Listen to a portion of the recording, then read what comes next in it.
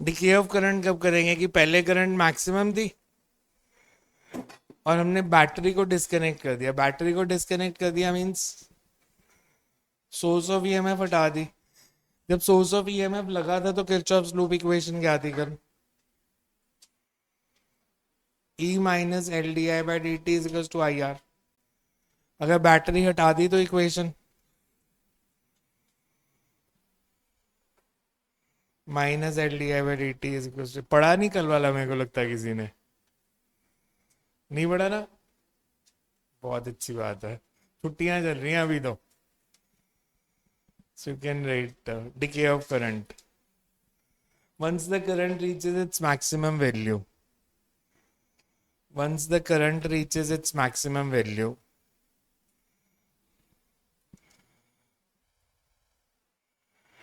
we disconnect the, once the current reaches its maximum value, we disconnect the source of EMF. We disconnect the source of EMF. Thus, Kirchhoff's loop equation will be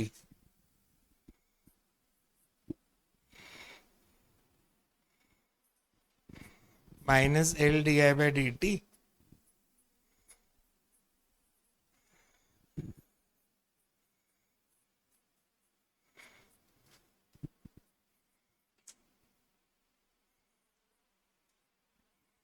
integrate कर दो दोनों sides को।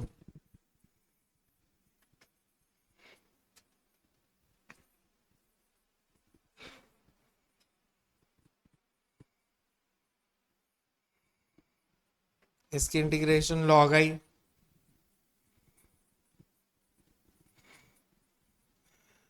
C1 की value कैसे निकालोगे constant of integration की? T is equal to zero पे current कितनी है? डिके है, मतलब इनिशियली मैक्सिमम है।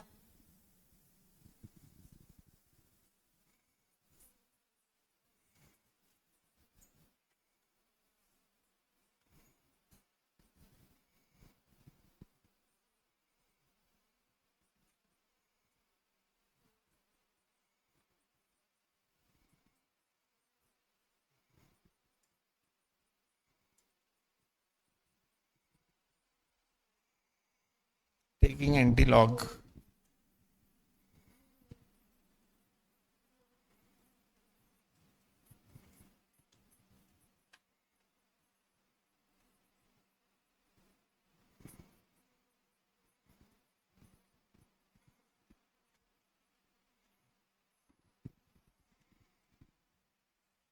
और टाइम कांस्टेंट की वैल्यू क्या थी?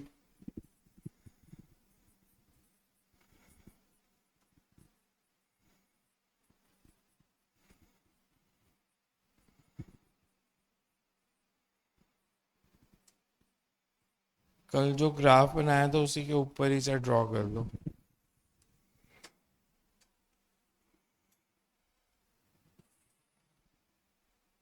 कल आपने ग्रोथ का ग्राफ बनाया था ऐसे।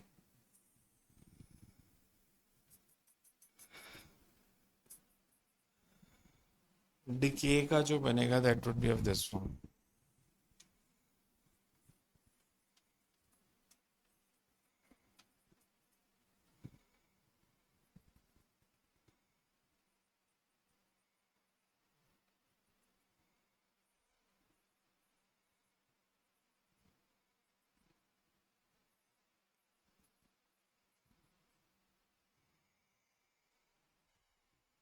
तो एक में एक्सपोनेंशियल इंक्रीज, इसमें exponential decrease.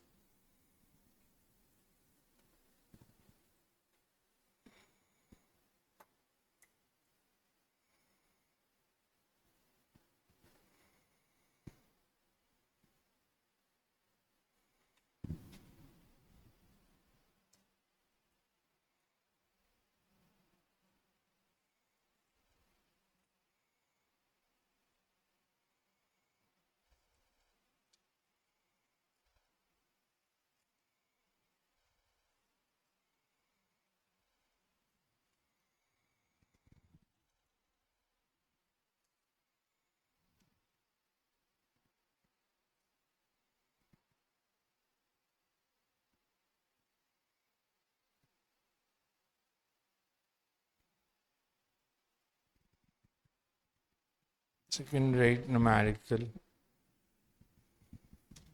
In the circuit shown in figure,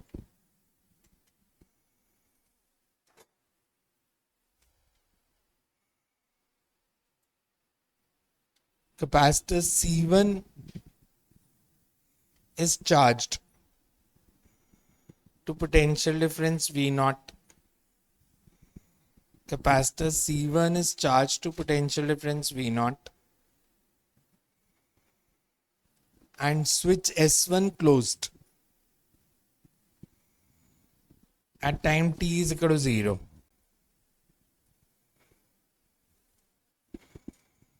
After some time, S1 is after some time S1 is opened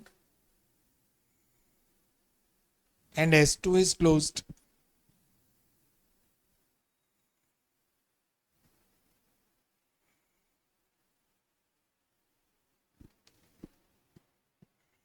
At time t2, sorry, at time capital T, S2 was also opened. S2 was also opened and it was found that potential difference across C2 is 3 V naught.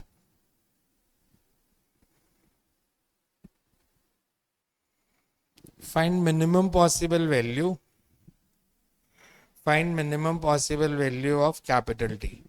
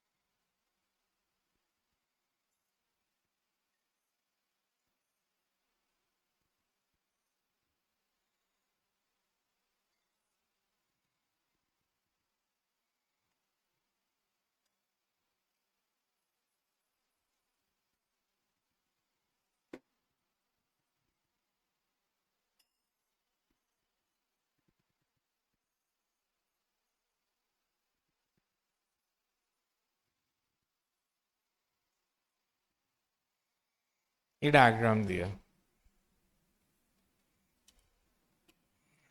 हमें दिया है, हमने C1 को charge किया potential difference V not तक.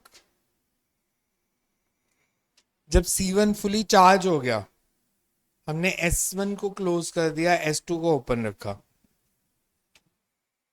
थोड़े time के बाद, हमें टाइम नहीं बताया कितने टाइम के बाद, थोड़े टाइम के बाद S1 ओपन कर दिया, S2 क्लोज कर दिया.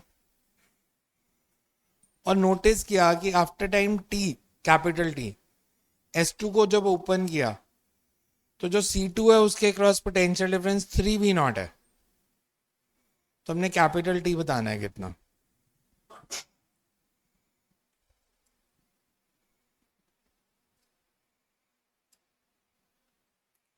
समझ में आया? क्वेश्चन समझ आया?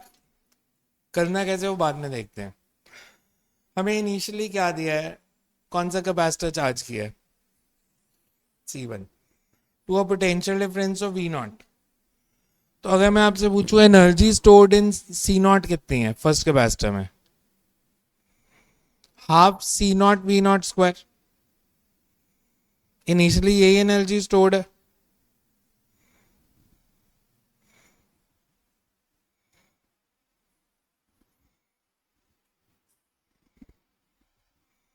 We can say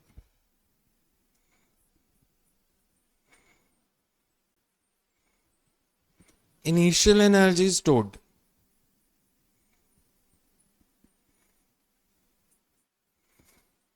C1 की वैल्यू दी है C naught, charge to potential difference V naught. अगर मैं पूछूं इसमें फाइनल एनर्जी कितनी स्टोर्ड है,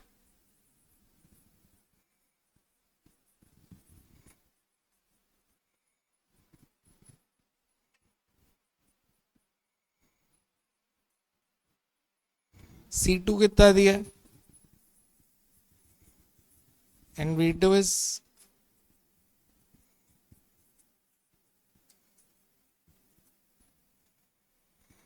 क्या पता चला इससे?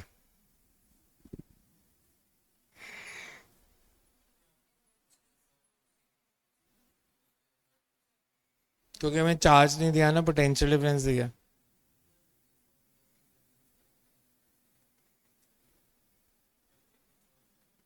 मैं कुछ वेरिएशन थोड़ी ले रहा हूँ, मैं तो एनर्जी स्टोर ले रहा हूँ। आपने क्या लेना है, क्यू स्क्वायर बाय 2C लेना है।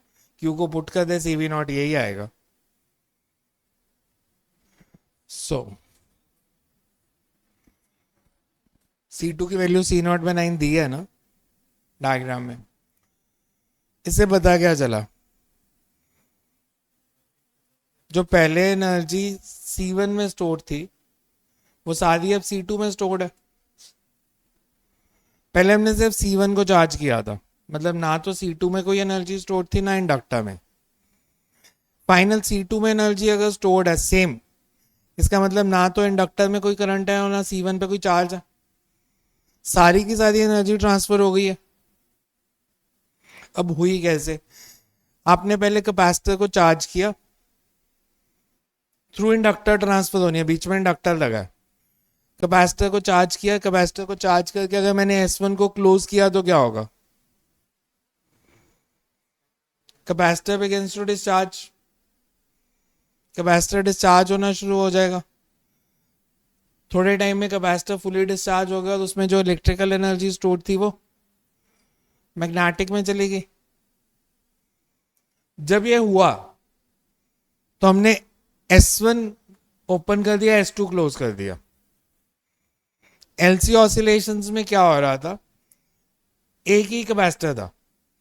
पहले हमने लिया कि कैपेसिटर को चार्ज किया, इंडक्टर के साथ कनेक्ट किया तो कैपेसिटर डिस्चार्ज हुआ और इंडक्टर में करंट फ्लो की। फिर वही करंट से कैपेसिटर उल्टी डायरेक्शन में चार्ज हो गया। अब इसमें यह है, जब चार्ज वो कैपेसिटर डिस्चार्ज हुआ और इंडक्टर में एनर्जी चली गई, हमने S1 को ओपन कर दिया। S1 को ओपन कर दिया मतलब C1 चार्ज नहीं हो सकता, और S2 को क्लोज कर दिया मतलब जो मैग्नेटिक एनर्जी ने C1 को चार्ज करना था वो C2 को चार्ज करेगी, और C2 को सारा, और फाइनल स्टेट क्या है, फाइनली सारी मैग्नेटिक एनर्जी C2 को मिल गई। तो पहले प्रोसेस में जब तक S1 क्लोज्ड है, जो C1 में इलेक्ट्रिकल एनर्जी स्टोर्ड है वो टाइम T1 में मैग्नेटिक एनर्जी में चेंज हो गई। अगले टाइम T2 में जो मैग्नेटिक एनर्जी थी वो C2 की इलेक्ट्रिकल में चेंज हो गई। तो टोटल टाइम कितना लगा इस सारे प्रोसेस में, T1 प्लस T2। हमने यही निकालना है। अब कल वाले डायग्राम से याद करो, फर्स्ट और सेकंड डायग्राम। फर्स्ट डायग्राम में क्या था, इलेक्ट्रिकल एनर्जी थी और मैग्नेटिक एनर्जी नहीं थी। कितने टाइम के बाद वो सारी मैग्नेटिक में चेंज हो रही थी, T/4। तो T1 इज T/4 और T कितना, फ्रीक्वेंसी ऑफ ऑसिलेशन क्या निकाली थी, 1/2π√LC। Time period is reciprocal of frequency. पहले प्रोसेस में टाइम लगा T1/4। T1 इज,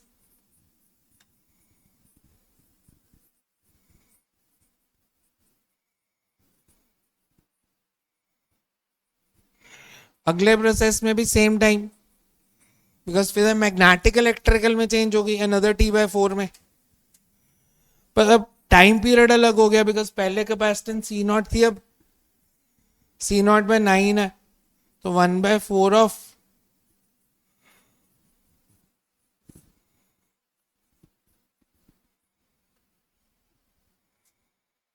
और इन दोनों का सम ही निकालना था बस, वो आंसर है। आया समझ कैसे किया, LC ऑसिलेशन को उन्होंने ट्विस्ट कर दिया। एलसी ऑसिलेशन अगर एक ही कैपेसिटर होता तो हम कहते हैं पहले इलेक्ट्रिकल से मैग्नेटिक चेंज होने में T/4 लगा, फिर मैग्नेटिक से इलेक्ट्रिक चेंज होने में T/4 और लगा, तो टोटल टाइम T/2। पर इन्होंने पहले इलेक्ट्रिक से मैग्नेटिक किया, फिर मैग्नेटिक से इलेक्ट्रिक करने तो कैपेसिटर बदल दिया, तो इसलिए वो टाइम पीरियड बदल गया। कंसेप्ट समझ आ रहा है पूरा?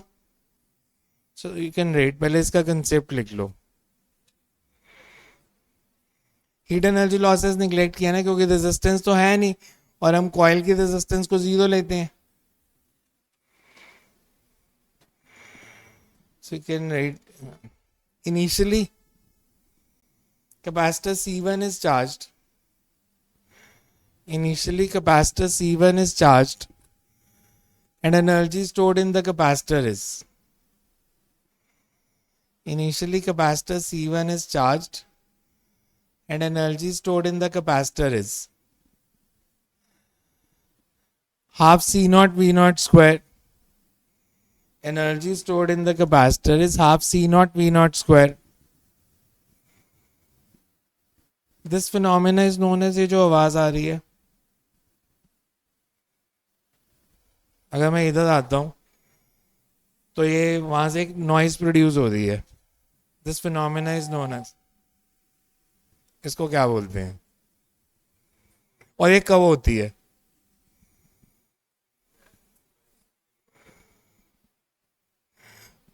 जब माइक और स्पीकर एक दूसरे को फेस कर रहे हैं, बिकॉज वो थोड़ा ऊपर पड़ा, उसको नीचे करना पड़ेगा, वो इसलिए आपस में इंटरफेयर कर रही हैं फ्रीक्वेंसीज, तो कभी फेसिंग नहीं होना चाहिए, इसलिए मैं इधर हो जाता हूँ तो बंद हो जाती है, मैं उधर जाता हूँ तो नॉइज प्रोड्यूस हो रही है। और अगर मैं उधर जाऊंगा बिल्कुल उसके पास तो फिर तो बहुत ज्यादा होगी, कि अगर मैं उसके पास चला गया तो, क्योंकि इंटेंसिटी फॉलोज कौन सा लॉ? लीनियर सोर्स है तो इंटेंसिटी फॉलोज, पॉइंट सोर्स है तो इंटेंसिटी फॉलोज कौन सा लॉ, और लीनियर सोर्स है तो इंटेंसिटी फॉलोज। भाई फिजिक्स पढ़ते हो? पॉइंट सोर्स है तो it follows inverse square law, linear source है तो इट फॉलोज इनवर्स लॉ। पढ़ा था ये। इंटेंसिटी क्या होती है?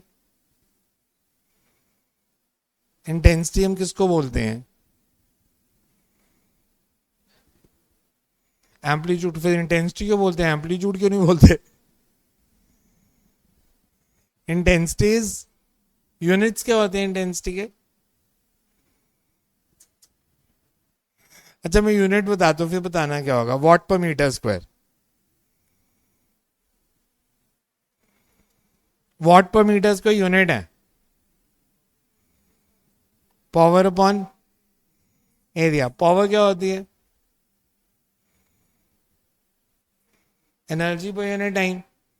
तो intensity is energy per unit time per unit area. अगर लीनियर सोर्स है तो सिलेंड्रिकल सिमेट्री बनेगी, सिलेंडर का एरिया 2πRL। पॉइंट सोर्स है तो स्फेरिकल सिमेट्री, स्फीयर का एरिया 4πr²। तो पॉइंट सोर्स है तो inversely proportional to R square, linear source है तो इनवर्सली प्रोपोर्शनल टू आर। ये तो फिजिक्स के बेसिक्स हैं, हम अज्यूम करते हैं ये तो सबको आने ही चाहिए।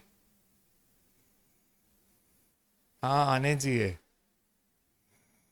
एटलीस्ट एनटीए वाले तो यही उम्मीद करते हैं, अब तो बोर्ड भी यही उम्मीद करता है कि आपको सब आता है। और इस बारी बहुत सारे टीचर्स ने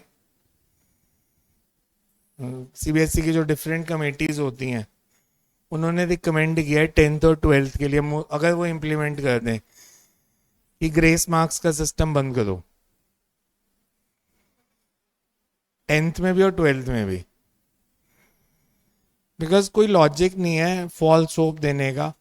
उनका खुद का डेटा कह रहा है गवर्नमेंट का, 10th में 7 लाख बच्चों के 90% से ऊपर नंबर आए हैं।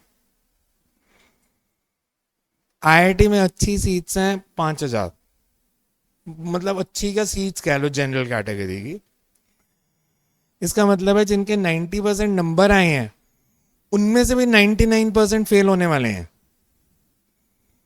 उन 7 लाख में से भी 5,000 ही पास होने वाले हैं जिनके 90% आए थे। पेरेंट्स को ये लगता है कि 90% आ गए मतलब हमारा बच्चा बहुत इंटेलिजेंट है, अब तो ये आईआईटी निकाल ही लेगा, या अब तो ये एम्स में इसको मिल ही जाएगी। तो वो टीचर्स का ये कहना है कि आप पेरेंट्स को फॉल्स होप मत दो, रियलिस्टिक नंबर दो, जितनी किसी को नॉलेज है उतने नंबर दो। तो टेंटेटिव इंडिया में उन्होंने कहा कि 90% से ऊपर मार्क्स जो है वो 8-10 हज़ार बच्चों के ही आने चाहिए, वो भी बहुत ज़्यादा। उन्होंने डेटा जो पुराना शो किया है, मैं अगर अपने टाइम की बात करूं, मेरे टाइम पे 93% नंबर जलंधर में एक बच्चे के आए थे सिर्फ, और वो इंडिया में फर्स्ट आया था 93% के साथ।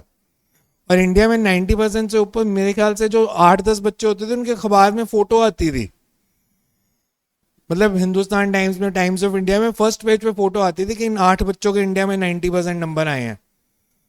अब अगर वो 90% वालों की फोटो दे तो मतलब पूरी किताब बन जानी है 600 पेज की कि इनके 90% से ज्यादा नंबर आए, और इतनी इतनी फोटो लगा के।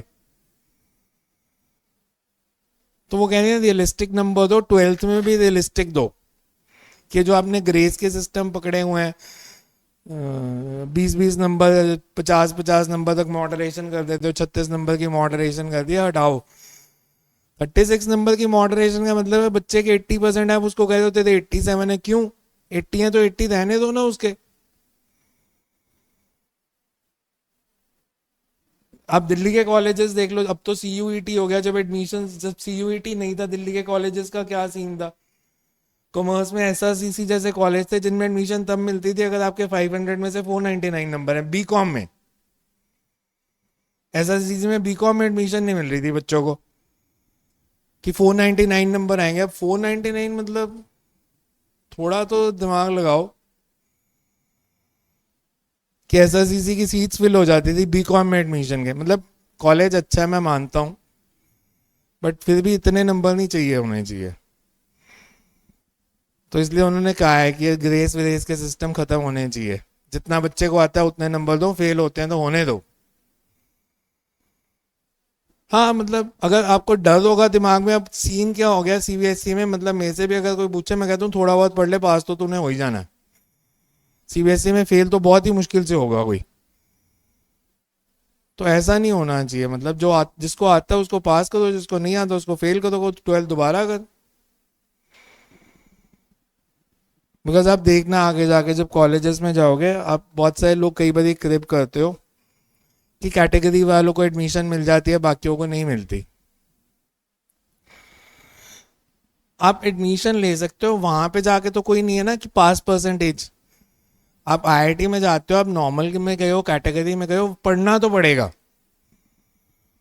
तो ये जितने अजीब अजीब कोटे में जाते हैं ना, स्पोर्ट्स कोटा और डिफरेंट कोटाज में नंबर बिल्कुल नहीं आ रहा, आईआईटी में एडमिशन मिल गई, वहां जाके फेल हो जाते हैं। क्योंकि उन्होंने पास के लिए कोई कोटा नहीं रखा कि हमने 15% एससी पास करने हैं, 7.5% एसटी पास करने हैं, स्पोर्ट्स वालों को भी पास करना है। पढ़ोगे तो पास होगे, नहीं तो फेल कर देंगे वो। बोर्ड में भी यही होना चाहिए, पढ़ो तो पास हो जाओ, नहीं पढ़े तो फेल हो जाओ। मतलब आपको मेरी बात बुरी लग सकती है, स्टूडेंट्स को हमेशा ही लगेगी कि मैं कह रहा हूँ नहीं पढ़ोगे तो फेल हो जाओ, पर होना तो यही चाहिए कि नहीं पढ़े तो फेल हो। तभी आप सीरियसली पढ़ोगे ना, आपको डर होगा दिमाग में कि बोर्ड में फेल हो जाएंगे नहीं पढ़े तो। Second right, energy stored is half C naught V naught square. In final state, in final state the energy stored in C2 is, in final state the energy stored in C2 is, ये वाला step लिख लो, ये वाला step, energy stored in C2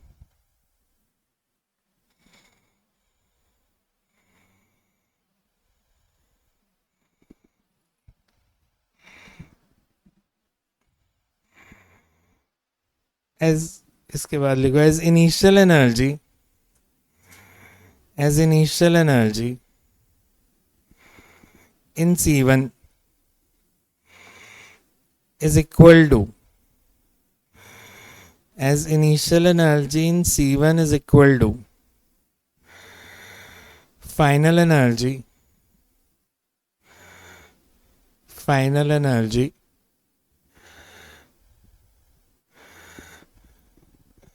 in C2. This implies that inductor is used to transfer the energy from C1 to C2 by assuming that there are no heat energy losses. By assuming that there are no heat energy losses.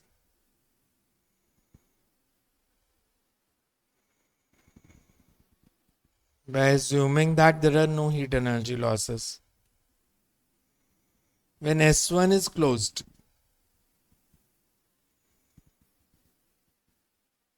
in time T1 by 4, capital T1 by 4, electrical energy in C1 is converted to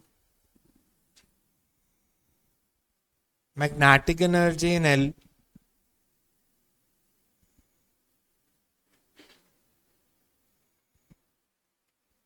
and in further time T2 with S1 open and S2 closed, and in further time T2 with S1 open and S2 closed, the magnetic energy of inductor is converted into electrical energy in C2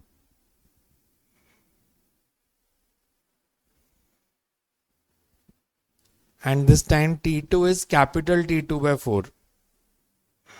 Magnetic energy in inductor is converted to electrical energy in C2 and this time is T2 is equal to capital T2 by 4. तो ये दोनों step लिख के add कर दो T1 plus T2. ये समझ में आया ना T अलग क्यों लिया है? बिकॉज एक केस में कैपेसिटर C0 है, एक में C0 by 9 है.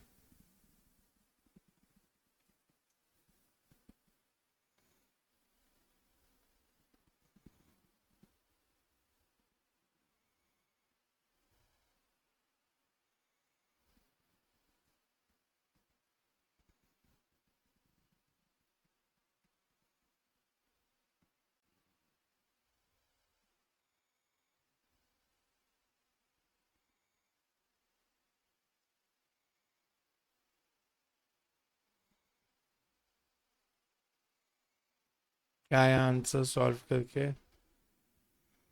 आई think it is 2 pi by 3 under root LC0. पूरा सॉल्व करके आ रहा होगा T1 प्लस T2 की value 2 pi by 3 under root LC0.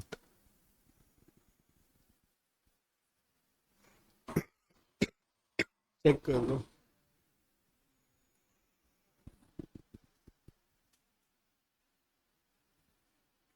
Because ये आ गया ना, ये पाई बाय 2 है, इसको सॉल्व करोगे तो this is pi by 6.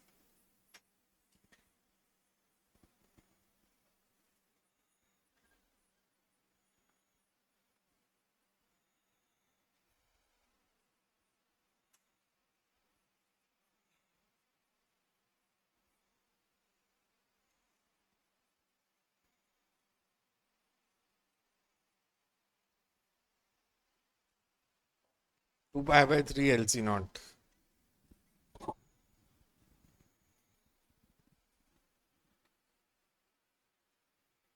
Next to right. In a series RL circuit,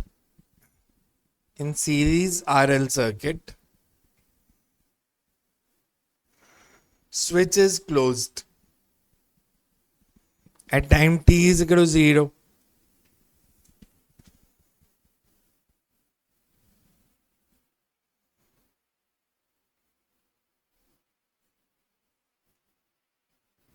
Find the ratio of the rate at which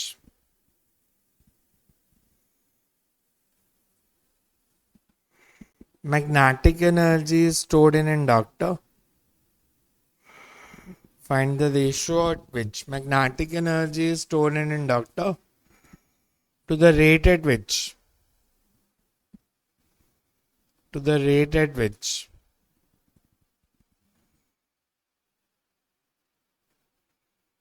energy is dissipated in resistor.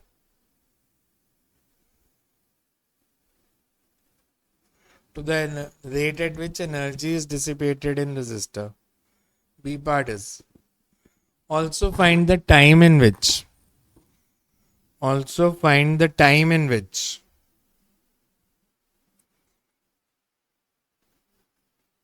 these two rates are equal. Find the time in which these two rates are equal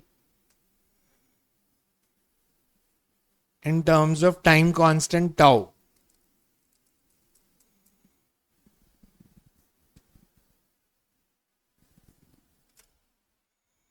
हमारे को simple RL circuit दिया है.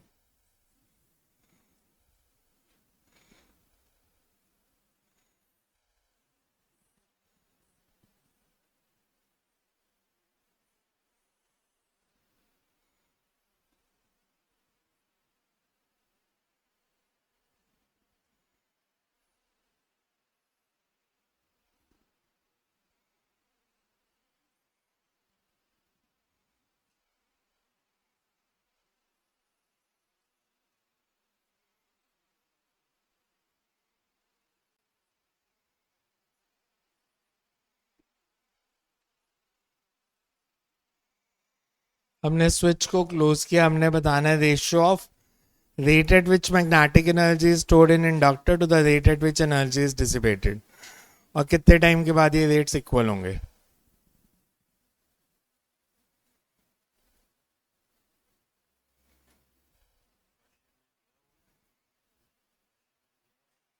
क्या diagram दिया हुआ है. वैसे तो सिंपल आरएल सर्किट है, नहीं भी दिया होता तो चल जाना था. सिंपल रेजिस्टर इंडक्टर को सीरीज में लगाया हुआ है.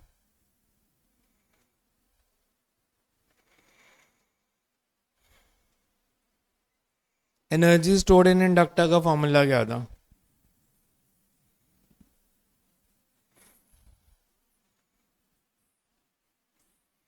Energy stored in inductor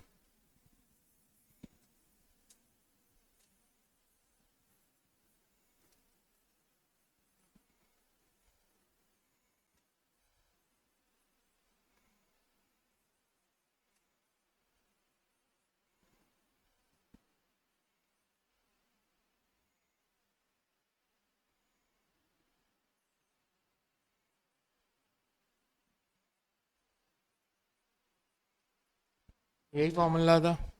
half L I square. Rate at which energy is stored.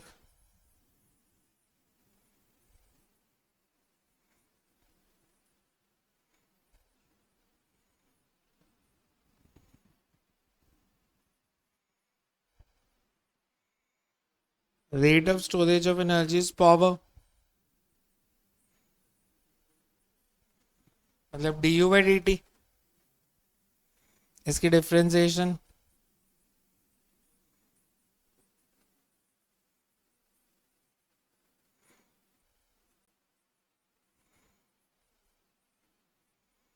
ठीक है. यहां तक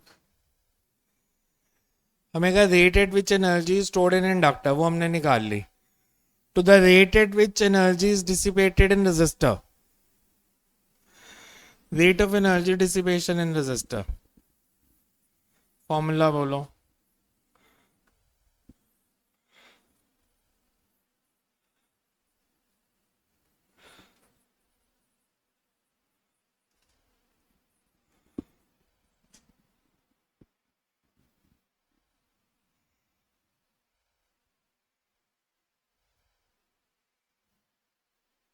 अरे भैया क्या कर रहे हो.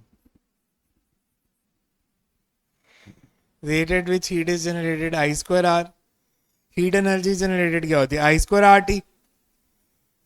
तो उसके डिफरेंशिएशन आई स्क्वायर आर. पावर का यही फॉर्मूला पढ़ा थे तो 10th में भी था. वी स्क्वायर बाय आर और आई स्क्वायर आर. था पक्का, तो रेशो बतानी है।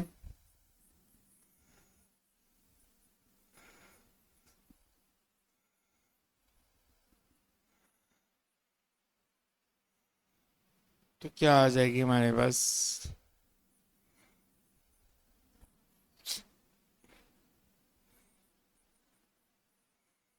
इसको मैं ऐसे लिख दूं,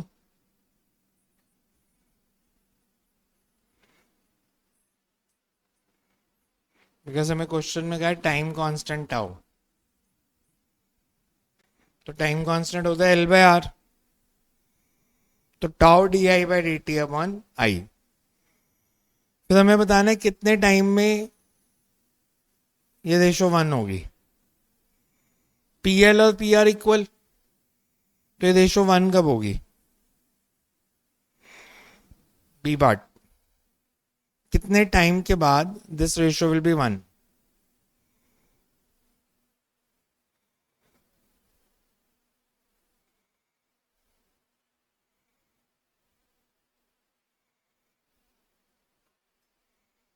ऐसे क्यों देख रहे हो बोर्ड को, इतना अजीब तो नहीं है। आई कितना है? स्विच को क्लोज किया तो ग्रोथ ऑफ करंट, के ऑफ करंट। तो ग्रोथ का कल क्या फॉर्मूला ड्राइव किया था? I is to I naught 1 minus E raise to power minus R by L into T. वहां से D I by D T भी निकाल सकते हो। तो आई और D I by D T की वैल्यू पुट करो।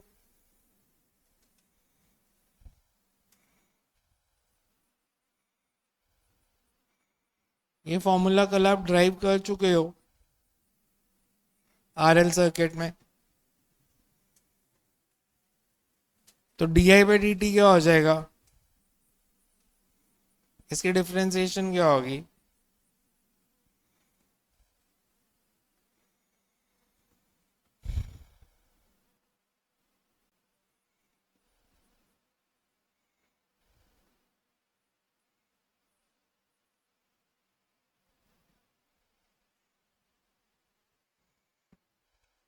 आती है ना डिफरेंशिएशन, यही आएगा रिजल्ट। नहीं, क्या कर रहे हो यार, ये देख, आई को मैं ऐसे लिख सकता हूँ।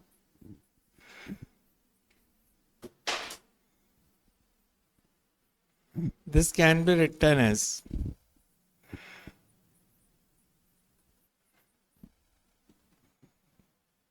Because tau is L by are.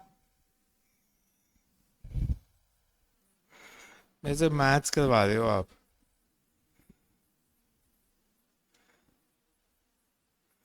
इसकी डिफरेंशिएशन आई नॉट की 0, इसकी डिफरेंशिएशन क्या होगी?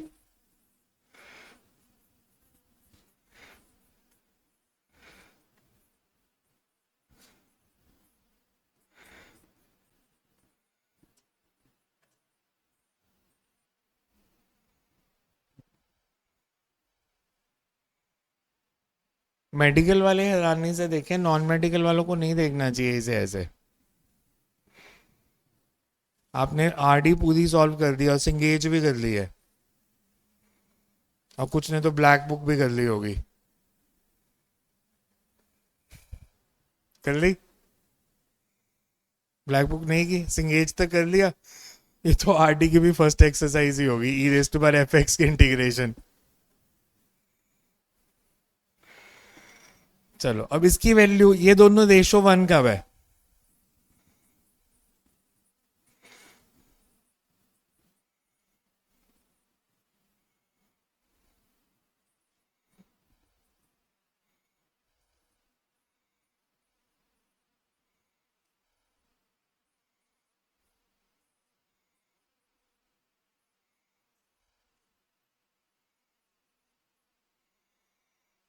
ये वैल्यू 1 है, यहां से टी निकालो कितना। अब तो मैथ्स है, कुछ भी नहीं है, इंटीग्रेशन भी नहीं है, सिंपल मैथ्स है। यहां से टी निकाल दो कितना। गलत निकाला तो पाप लगेगा आज, नरक में जाओगे।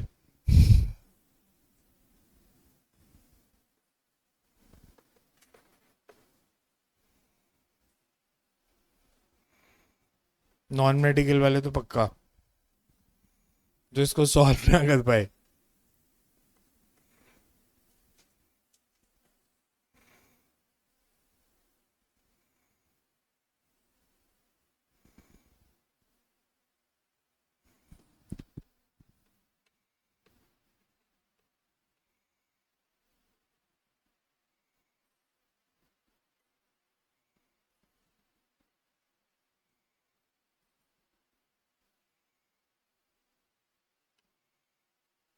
रफ में क्यों करते हो, कॉन्फिडेंस रखो, फेयर में कर दो।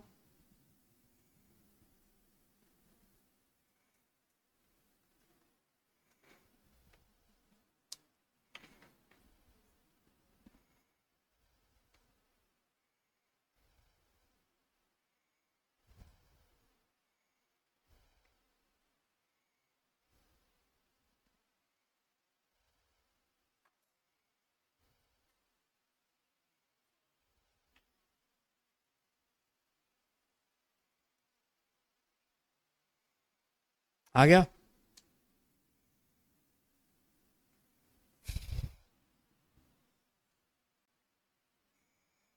इतना अच्छा मैथ्स तुम्हारे लिए, नरक के दरवाजे भी बंद कर देने भगवान ने कि तुम यहाँ के लायक भी नहीं हो, वापस ही जाओ, दोबारा पढ़ के आओ मैथ्स की ट्यूशन। अरे यार क्या है, तुम मैथ्स में क्यों अटके हो, ये क्या बन रहा है मैं बस।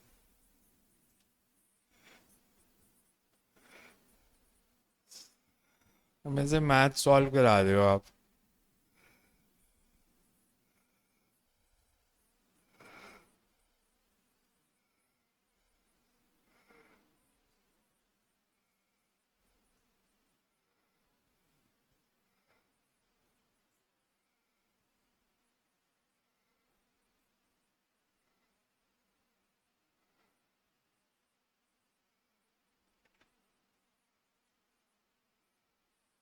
ये आंसर है, टॉ लॉग टू, और लॉग टू की वैल्यू गलत ना बताना।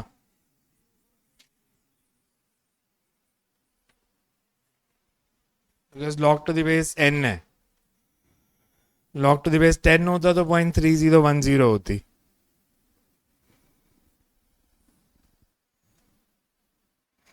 सारी फिजिक्स आती हो अब तो मैथ्स में जाके अटक जाओगे।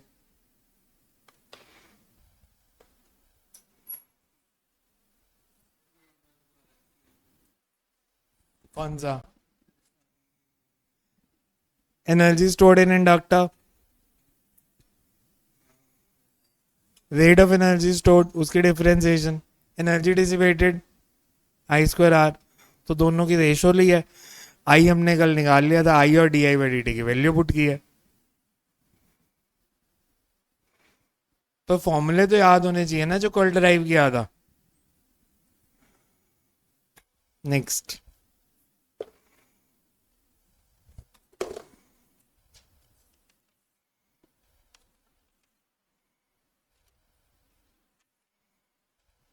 in the circuit shown,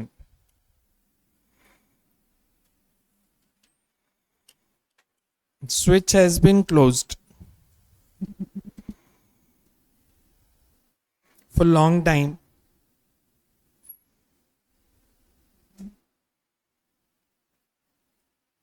and then opens at t is equals to 0.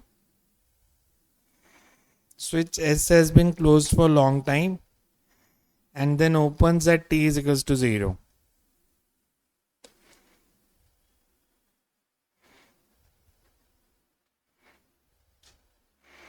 Find the current through inductor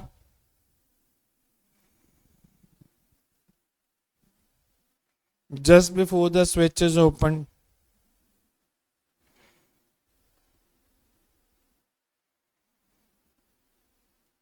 B part.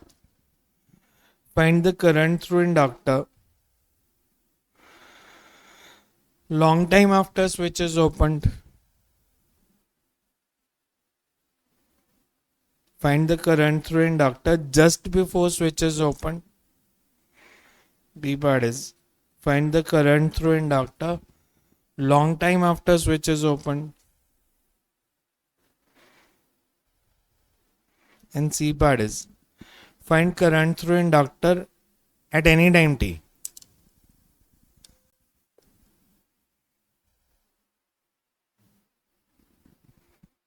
और साथ में डायग्राम दिया है.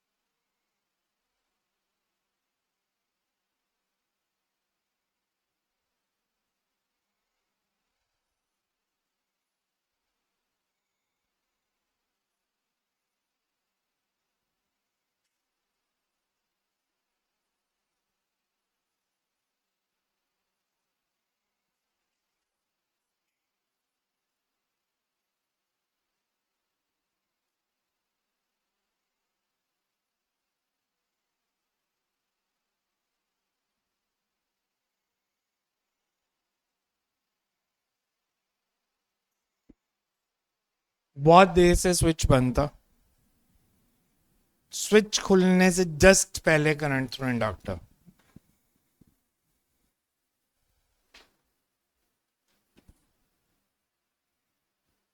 दो रेजिस्टर लगे हैं और नीचे रेजिस्टर और इंडक्टर दोनों लगे हैं.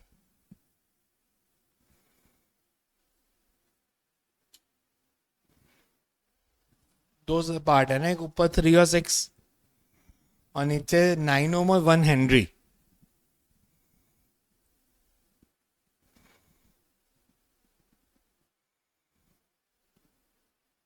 पहले दो पार्ट तो इजी हैं.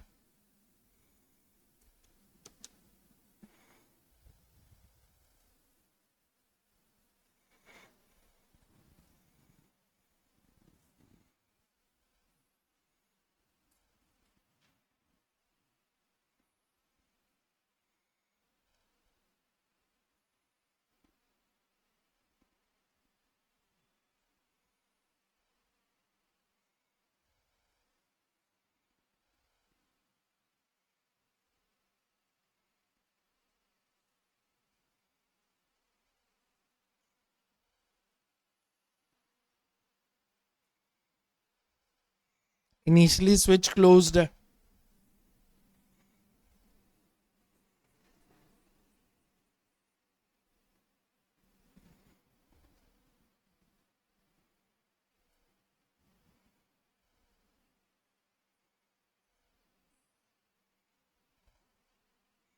और ये long time after switch S is opened. T infinity पे just before switch is opened. कितनी आई नॉट की वैल्यू? कंसेप्ट क्या है?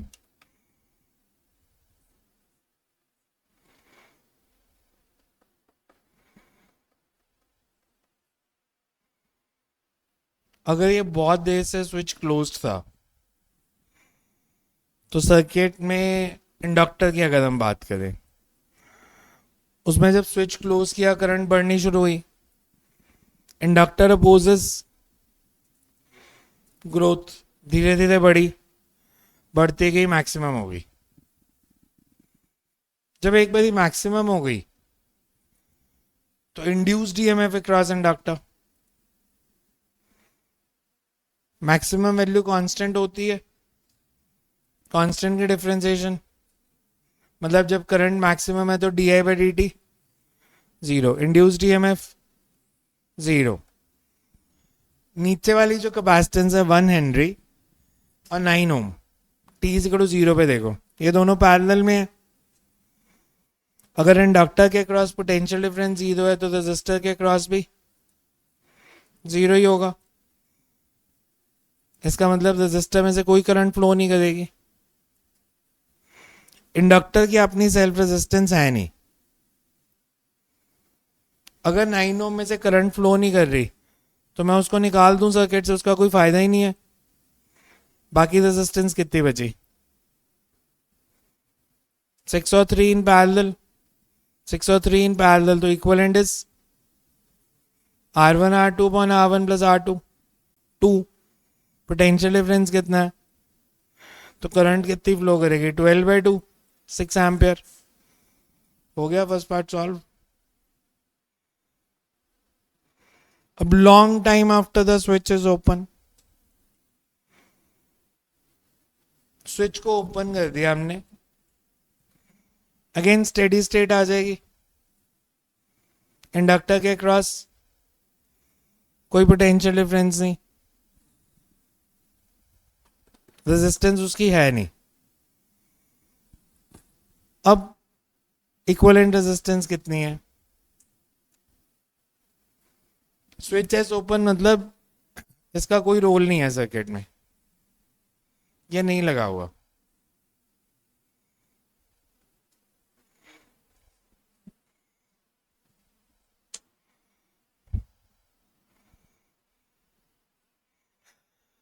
टोटल रेजिस्टेंस कितनी है? 12। करंट कितनी फ्लो करेगी?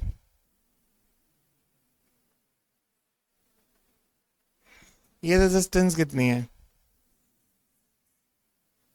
तो करंट कितनी फ्लो करेगी?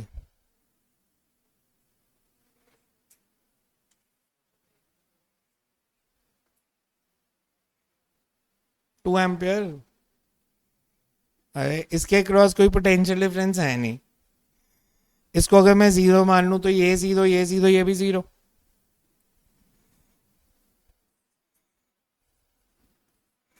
ये 12 वोल्ट है तो ये भी 12 वोल्ट। इसके क्रॉस कोई पोटेंशियल डिफरेंस नहीं है, मतलब ये भी 0।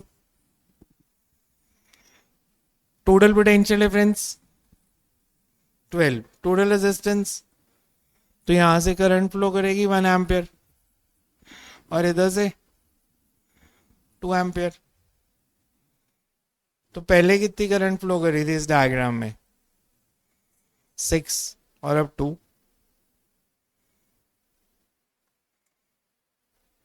आया समझ कैसे करना है? लिख लो ये कंसेप्ट।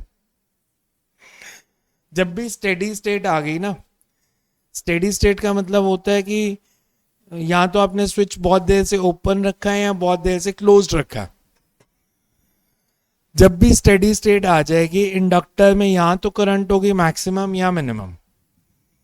दोनों केसेस में इंडक्टर के क्रॉस कोई पोटेंशियल डिफरेंस नहीं होगा।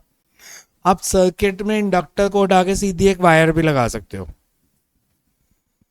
बिकॉज उसका सर्किट में कोई रोल नहीं था। अब इंडक्टर का रोल था वो ग्रोथ और डिके को अपोज कर रहा है, तो हम उसकी रेजिस्टेंस नहीं ले रहे थे, ग्रोथ और डिके को अपोज कर रहा था। तो जब करंट मैक्सिमम या मिनिमम हो गई तो करंट कांस्टेंट हो गई, और वो कांस्टेंट करंट को अपोज नहीं करेगा तो उसका सर्किट में कोई रोल ही नहीं है। आप इंडक्टर को उठा के सीधी वायर लगा के बाकी करंट इलेक्ट्रिसिटी की तरह सॉल्व कर सकते हो। So you can write concept लिख लो। Whenever steady state is acquired, whenever steady state is acquired in inductive circuits, whenever steady state is acquired in inductive circuits, the current in inductor is either maximum or minimum. Current in inductor is either maximum or minimum. In both the cases, induced EMF across inductor is, in both the cases induced EMF across inductor is 0, and an inductor can be replaced by, An inductor can be replaced by a conducting wire of zero resistance.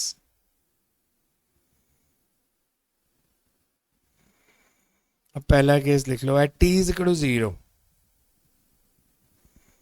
At t is equal to 0. As the switch is closed for long time,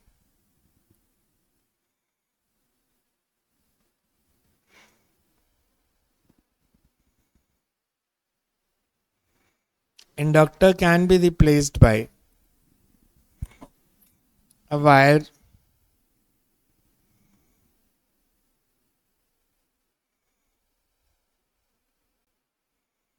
as current in it is maximum just before the switch is opened. As current in it is maximum just before the switch is open.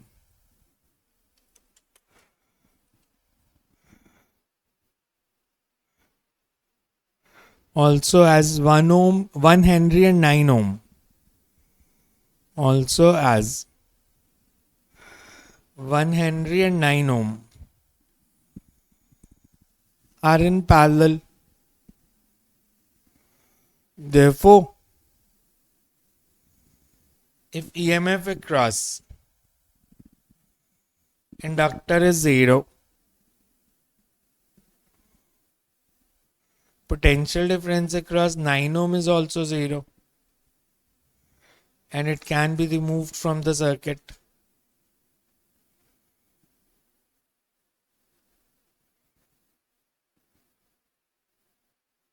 Equivalent resistance अब कितनी बची अगर 9 को हटा दिया तो 6 into 3 upon 6 plus 3. Thus equivalent resistance is R1 R2 upon R1 plus R2 or 2 ohm, and current is 12 by 2, and current is 12 by 2. अगर आपको जनरल क्वेश्चन आए दो पॉइंट्स के बीच में कोई पोटेंशियल डिफरेंस नहीं है, करंट फ्लो कर सकती है?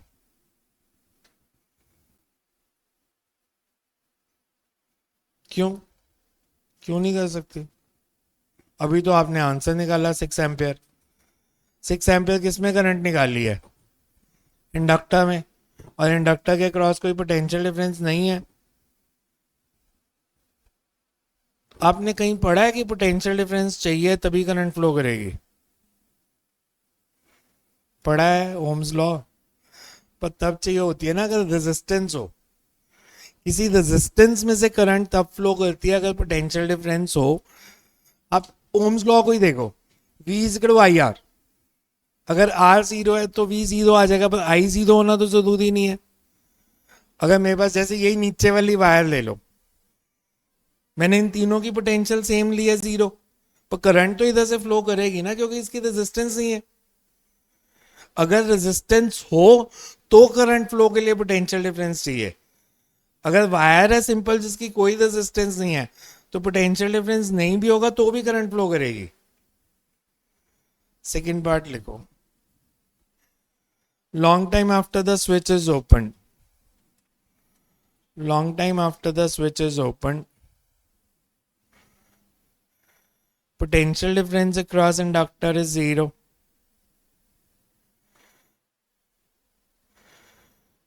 and potential difference across 6 ohm is, and potential difference across 6 ohm is 12 volt. Thus current through 6 ohm is 12 by 6 or 2 ampere. और जो 6 ओम में करंट फ्लो करेगी वही इंडक्टर में जाएगी आगे, बिकॉज ये दोनों सीरीज में है. So as 6 ohm and inductor are in series, same current flows through inductor also. अब तीसरा बात था at any time. At any time कैसे निकालें?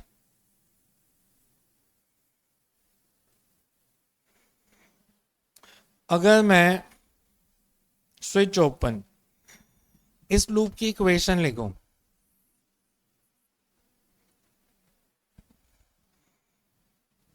इसमें नेट ईएमएफ कितनी है?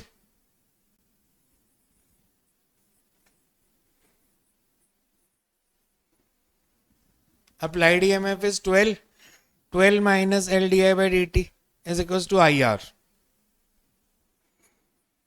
and R is 6, EMF is 12, L is 1.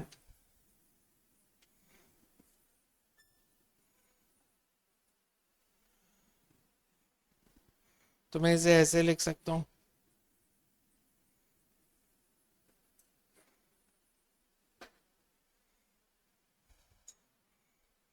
di upon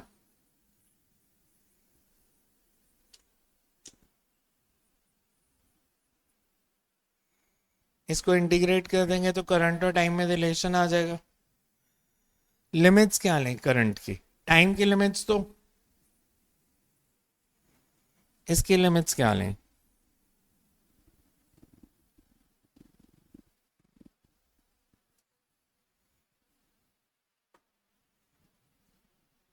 zero to two at any time निकालना है। At any time final current तो आई है, इसी की तो वैल्यू निकालनी है। लोअर लिमिट क्या लें? जाग रहे थे क्लास में, सो गए थे? जब t 0 था तो इंडक्टर में करंट कितनी थी? तो 6 से आई है ना, इनिशियल करंट तो इंडक्टर में 6 है, तो लिमिट्स ऑफ इंटीग्रेशन है 6 to I। इंटीग्रेशन अभी आती नहीं किसी को, मेरे को लगता है ऐसी।